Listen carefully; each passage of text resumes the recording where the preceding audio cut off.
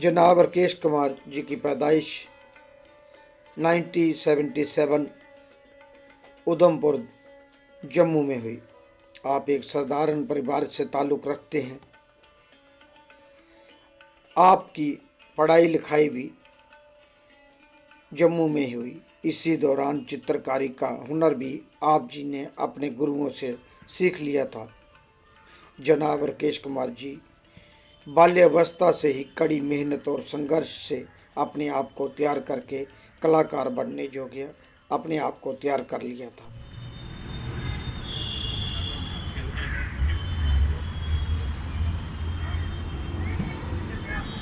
राकेश कुमार जी, आप इस बार गढ़ी कंटीन में हैं, तो कैसा लग रहा है आपको जहाँ पर? I'm feeling very happy, very fresh, energetic. The vibration of Gadi is really very vibrant due to the artists. All artists are available here, who are very positive and working very hard in creative field. और आपके senior भी जहाँ बैठे हुए हैं और जो आपके जॉब में भी हैं और श्रीनगर में आपके साथ ही हैं। शहीद सर के साथ मुझे हमेशा ही अच्छा लगा है, क्योंकि जब से मैं जॉब से अभी तक इनके साथ मेरा connection as an artist, as a friend, as a intellectual जो हमारे एक दूसरे से टॉक होती है, वो इंटरेक्शन जो होती है वो हमेशा ही इंस्पायरिंग रहती है और काफ़ी मज़ा आता है उनके साथ। सभी सर, आपको कैसा लगा? आज आप सब एक ही जगह के बैठे हुए हैं। सबसे पहले मेरे को बहुत बड़ा प्लेजर भी मिला और सरप्राइज़ भी मिला, क्योंकि राकेश सर से मुलाकात मेरी कम से कम 3-4 महीने के बाद हुई। जल्दी में अचानक यहाँ पे ये, और राकेश के इतने अच्छे कदम रहे कि एक बायर से भी आपकी बात हो गई, जो लाखों की डील चल रही है। That is very fortunate for me. तो राकेश सर का यहाँ आना मेरे लिए बहुत लकी रहा। तो वो मेरे स्टूडियो में आ गए, बात हो गई। अभी डील पक्की तो हुई नहीं, लेकिन उनका तो बहुत नहीं, वो बहुत अच्छे क्यूरेटर हैं और हमारे मित्र भी हैं। वर्क मेरा अच्छा लगा उनका। और राकेश सर से सबसे बेस्ट जो मेरे फ्रेंड, कॉलीग और को आर्टिस्ट जो हैं, तो इनके साथ मेरा अपना साइकोलॉजिकल फिलोसफिकल अंडरस्टैंडिंग है। तो मेरे पास हमेशा जो टाइम रहता है वो राकेश सर के लिए होता है, और उनकी फैमिली जो मेरी अपनी फैमिली जैसी है। तो इनके साथ ये पेंटर भी बहुत हाई प्रोफाइल पेंटर हैं और बहुत ही ज़बरदस्त काम है इनका। बोल दूंगा कि ये मेरे एलुमनी हैं, जैसे इन्होंने भी मास्टर्स किया और मैंने भी। हाँ, मैं जानता हूँ क्योंकि जब आप भी थे, जब ये भी थे, मैं दोनों एक ही टाइम में। और जब जे में जे गए थे, हमसे होके ही गए थे, तभी उससे पहले हमारे पास नेचुरली देवी जी, आपका क्या कहना? आप तो डायरेक्टर हो। नहीं, राकेश जी हमारे पास थे। राकेश जी खुद बताएंगे कि जे में आप दिल्ली से होके गए थे ना। अब हमारे पास जैसे मैं एडमिशन के लिए गया था तो मैं दिल्ली में था, आपके पास रुका था। और आपका सहयोग मुझे अब तक याद है कि आपने किस तरह से उस टाइम पे I was struggling artist and you helped me a lot.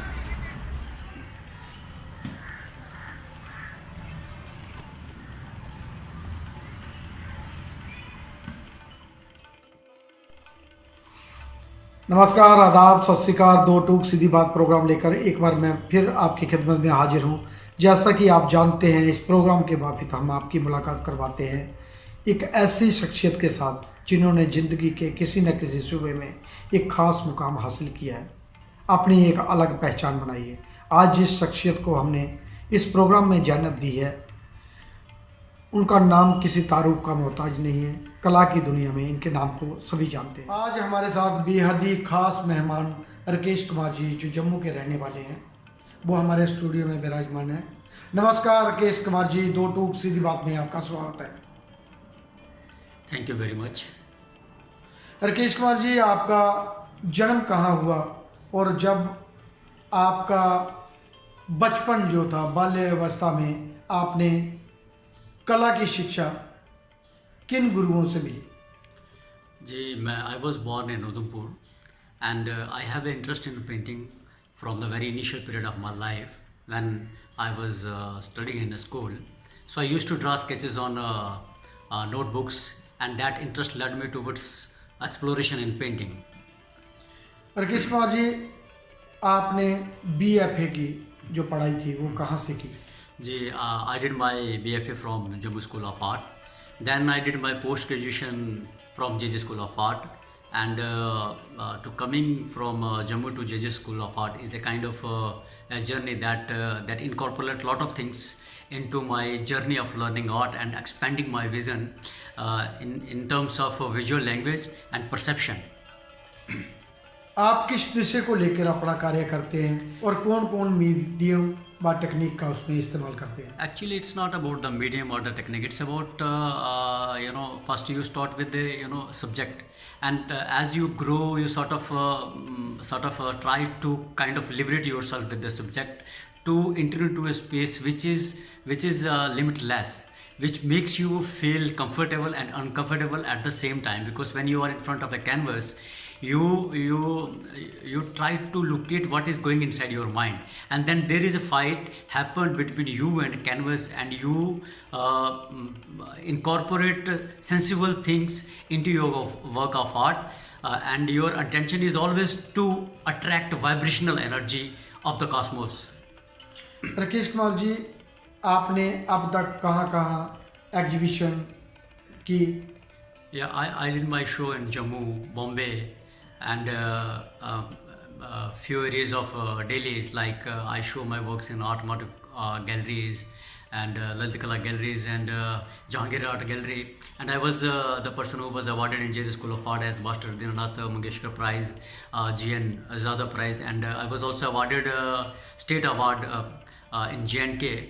And to me, painting is something that is very difficult to comprehend, but it is also a thing that makes your life more interesting, and you sort of build a connection between the known and unknown world.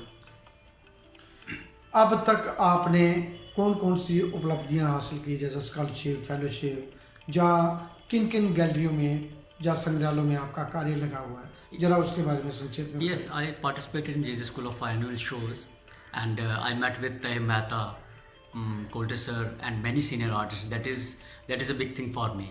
So far as the exhibition and all this concerned, it's a continuous process. It is happening, and I will constantly be active in this field. And I'm active in visual art, remaining while living in Srinagar, which is very tough. But I'm trying my best to be in the contemporary scene. दोस्तों, आइए एक नज़र डालते हैं राकेश द्वारा बनाए गए चित्रों पे। जनाब राकेश कुमार जी अपने परिवार के पहले व्यक्ति हैं जिन्होंने अपना रुख कला की ओर किया, और इसी को उन्होंने आगे चलकर अपना कैरियर भी चुना। आज आप Kashmir university of fine art में अध्यापक के रूप में कार्यरत हैं, और उसके साथ साथ कई संस्थानों में भी कला की अपनी कुशल भूमिका प्रदान कर रहे हैं। जनाब राकेश कुमार जी कुदरत की बनाई हुई कायनात, जिसको जन्नत कहा जाता है, आप कुदरत की उसी कायनात को बहुत ही बारीकियों से अध्ययन करके उन्हीं के तौर तरीकों को अपनाकर अपने जीवन में उतारते हैं। इसलिए आप जी की चित्रकला में भी कुदरत की वो झलक नज़र आती है। आप कुदरत की गोद में बैठकर अपने कैनवस पर बाखूबी से उसे उतारने का हूबहू प्रयास करते हैं। आप वादी कश्मीर यानी जन्नत के कश्मीर के मल्टी टैलेंटेड कलाकार हैं। चाहे बात करें लेखनी की या बात करें प्रदर्शनियों की, आपको सरकार द्वारा कई अवार्डों से आप जी को नवाजा गया, और आप अपनी महान भूमिका उसमें निभाते नजर आते हैं। राकेश कुमार जी, आपने जम्मू में पढ़ाई किया और बॉम्बे में भी पढ़ाई की, और अभी आप श्रीनगर में जॉब कर रहे हो, जम्मू कश्मीर में ही जॉब कर रहे हो। तो उस जॉब जो कर रहे हो उसका क्या एक्सपीरियंस रहा, और किस जगह कैसे स्टूडेंटों को आप पढ़ा रहे हैं, कॉलेज में आप पढ़ाते हैं, उसके बारे में ज़रा संक्षेप में बताइए। जब मेरा श्रीनगर में जॉब लगा तो मैं सोच रहा था कि मैं किस तरह से आर्ट प्रैक्टिस और टीचिंग को एक काइंड ऑफ बैलेंस क्रिएट करूँ। दोनों को एक साथ कैसे चला पाओ?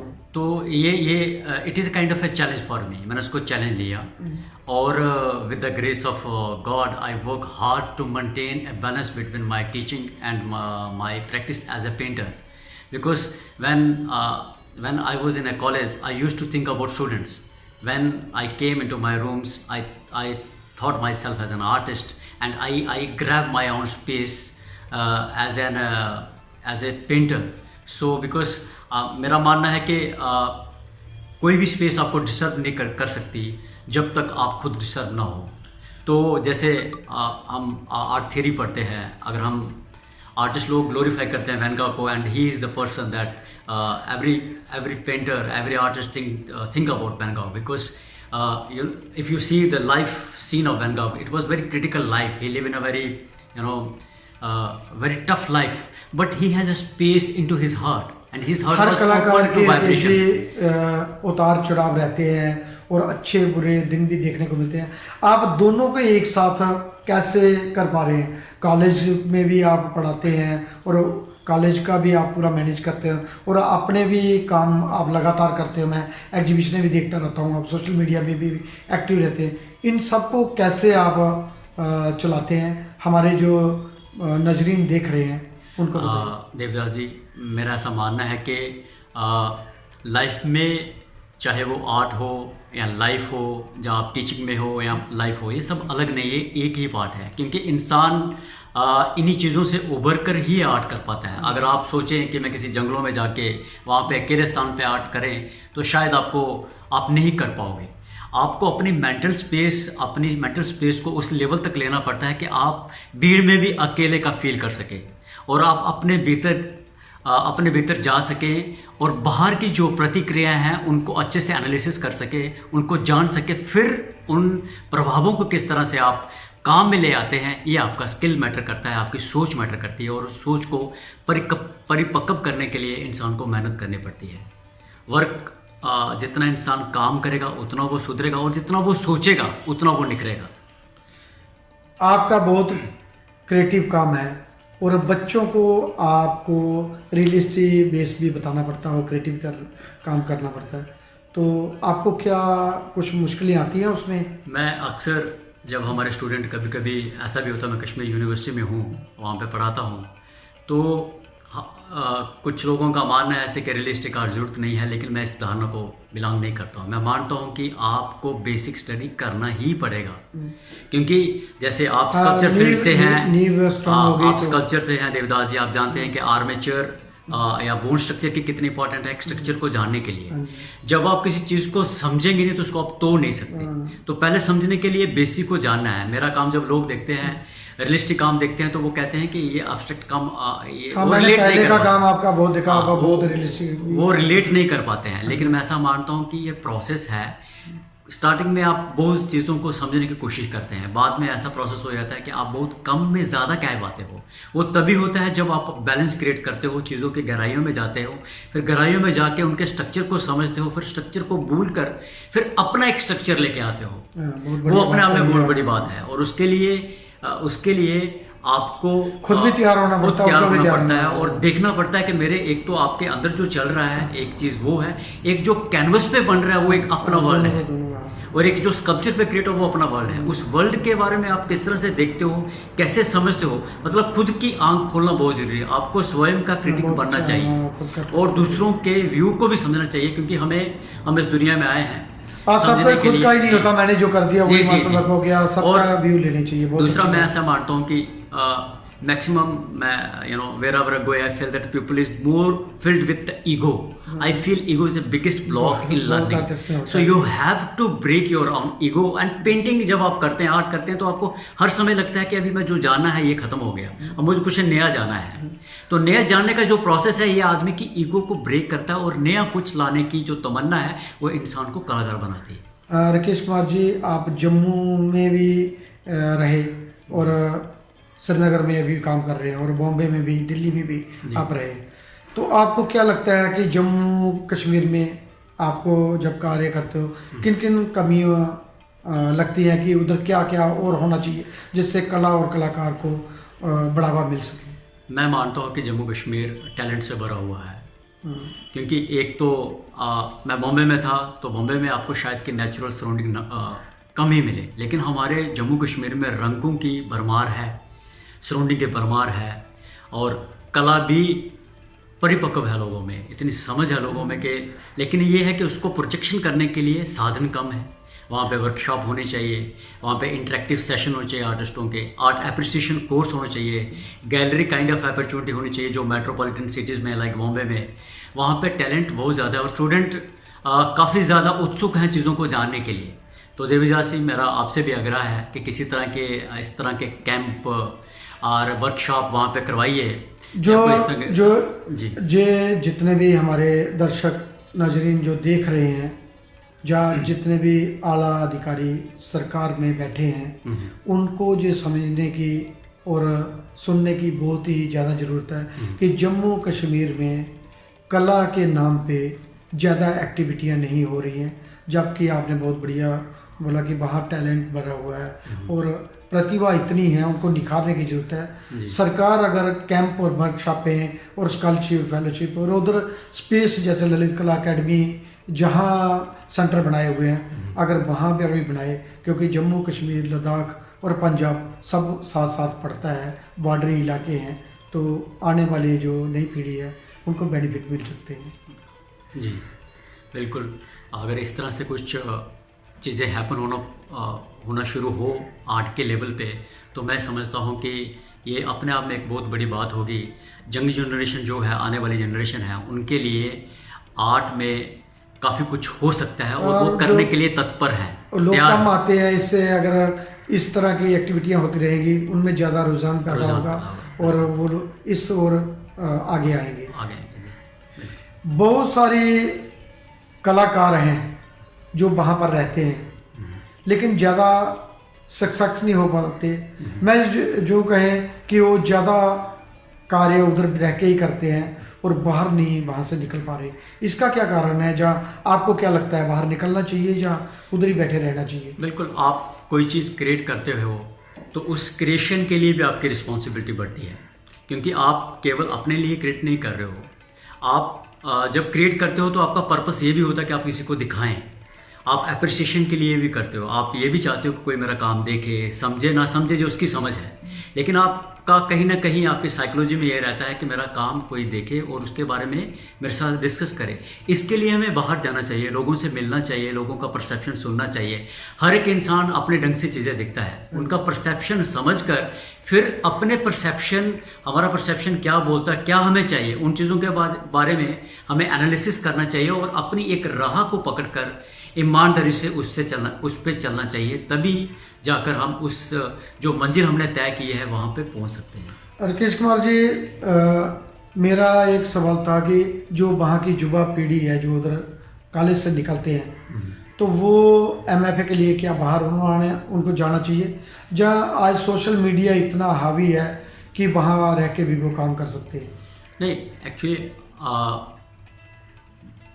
आदमी को घूमना बहुत ज़रूरी है, क्योंकि जितना आदमी एक वास्ट स्पेस पे ट्रैवल करेगा उसको कल्चर के बारे में समझ आएगी, वहाँ की स्पेस की समझ आएगी, वहाँ के लोगों की समझ आएगी, वहाँ के डिफरेंट कलर किस तरह से है वो पता लगेगा। जैसे हमारे जम्मू कश्मीर में रंगों की भरमार है, लेकिन अब कुछ स्टेट ऐसी है वहाँ पे आपको रंग उस तरह के कलर दिखेंगे, तो आपके लिए वो एक्सपीरियंस होगा, एक नई खोज।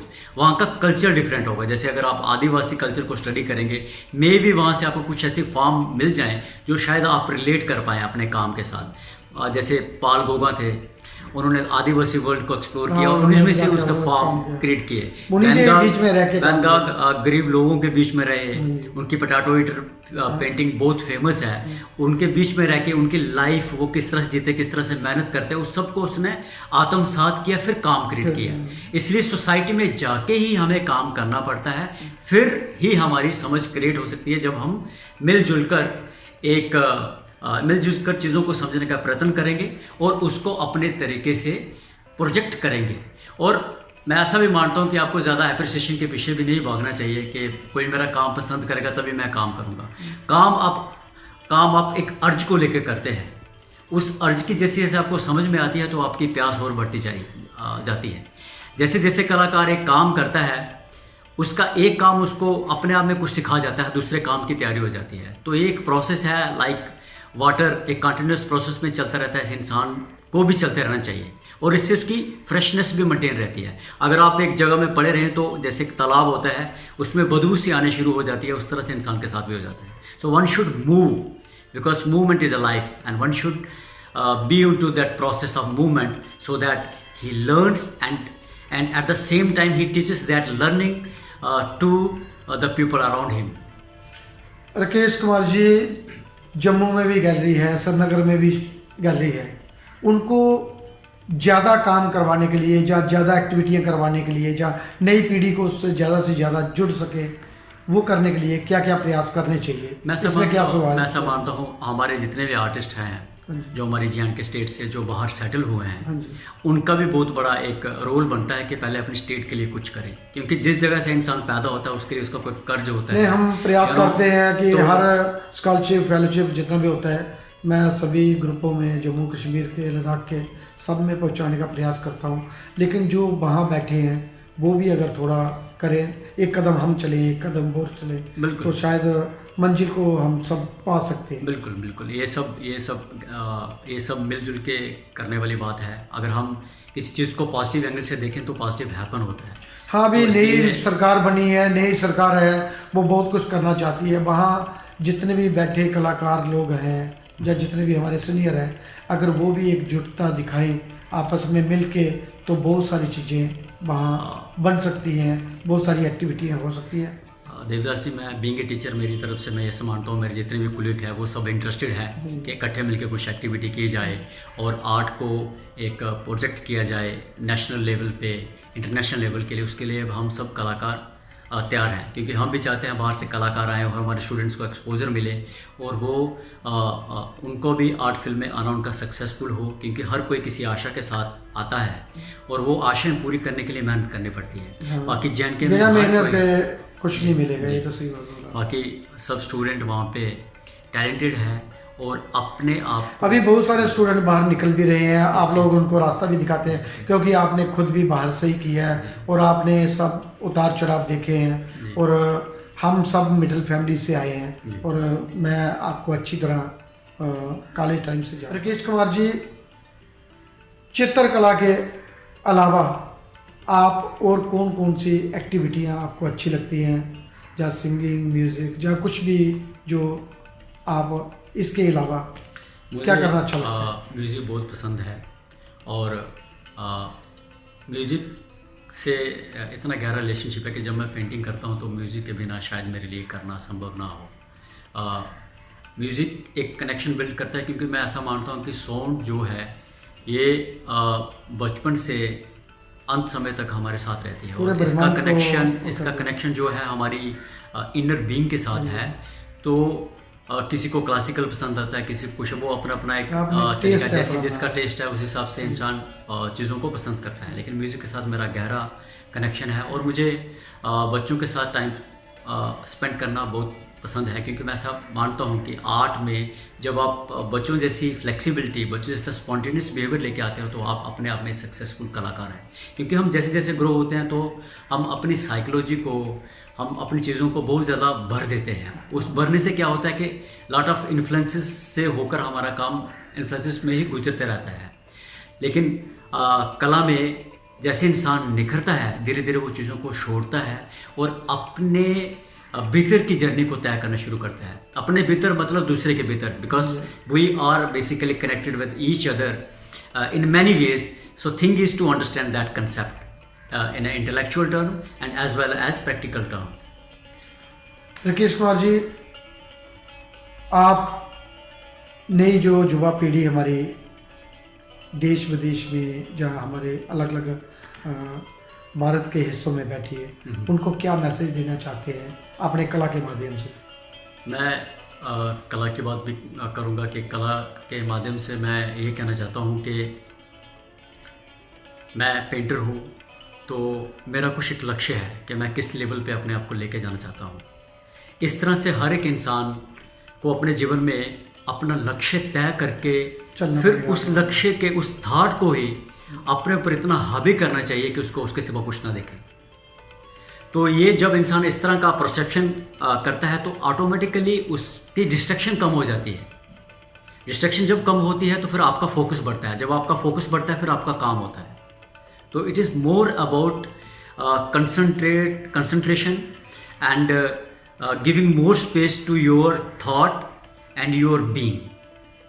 राकेश कुमार जी, आप Lalit Kala academy regional centre Garhi studio में आज आए हैं, तो आपको जहां सब कलाकारों से, आपका काफ़ी कलाकारों से भेंट भी हुआ और मिले भी, और कैसा बिहेवियर किया आपके साथ? जहाँ मैं तो बस स्पॉन्टेनियस जैसे पेंटिंग करती है उस तरह से मैं आज यहाँ पे गढ़ी सेंटर में आ गया। आपसे मुलाकात हुई, शफी सर से मुलाकात हुई और बाकी आर्टिस्टों से मुलाकात हुई। तो वाइब्रेशन यहाँ का काफ़ी पॉजिटिव है। स्टूडियो में लोग, आर्टिस्ट लोग काम कर रहे हैं, उनका काम देख के एक पॉजिटिव एनर्जी मिलती है, क्योंकि अल्टीमेटली आर्टिस्ट के पास काम ही सब कुछ है। हाँ, इसके सिवाय कुछ हमारे आसपास में घटता भी नहीं है और ना हम देखते हैं। बिल्कुल। एक फिल्म मेकर अपनी फिल्म के थ्रू कुछ कहता है, हम रंगों के थ्रू कहते हैं, आप स्कल्पचर के थ्रू कहते हैं। हाँ, तो उस मीडियम से जब हमारा इंटरेक्शन होता है तो अपने आप में वाइब्रेशन पॉजिटिव हो जाती है। इसलिए मिलना जुलना और आपस में बात करना, ये मन के द्वारों को खोलने का एक माध्यम है। तो इसलिए मिलना जुलना और कला के बारे में बात करने से इंसान के काफ़ी संशय दूर होते हैं। और and it feel likes that you opens lot of things within yourself and a sense of peace permeates in your being. धन्यवाद राकेश कुमार जी, आप दो टूक सीधी बात प्रोग्राम में हमारे स्टूडियो में आज विराजमान हैं। Thank you very much Devdas ji. आप बस आपके साथ बैठा था और इस तरह से एक बातचीत हो गई, मुझे खुद काफ़ी अच्छा लगा आपके बारे में जानने में। और यहाँ जी, हमारा एक छोटा सा प्रयास रहता है जो पूरे हिंदुस्तान में ही नहीं पूरे वर्ल्ड में पहुँचाने का एक प्रयास करते हैं। यस, ये बहुत अच्छा एक प्रयास है आपका, क्योंकि इससे लोग आपस में एक दूसरे को जान पाएंगे, एक दूसरे के विचारों की परख होगी और एक दूसरे के काम किस तरह से आदमी सोचता है, किस तरह से जीवन को व्यतीत करता है, उसके बारे में समझ पड़ेगी। इट इज़ वेरी, ये हमारा प्रयास था कि कला और कलाकार को प्रमोट करना और आपके द्वारा आपके किए गए कार्य लोगों तक पहुँचाने। Thank you very much, I am really very thankful to you. धन्यवाद राकेश कुमार जी। ये थे हमारे साथ आज राकेश कुमार जी जो जम्मू के रहने वाले थे। दोस्तों, अगली बार मैं फिर मिलूँगा किसी नई जगह, किसी नई शख्सियत के साथ। तब तक देवीदास खत्री को दे इजाज़त। जय हिंद, वंदे मातरम। धन्यवाद।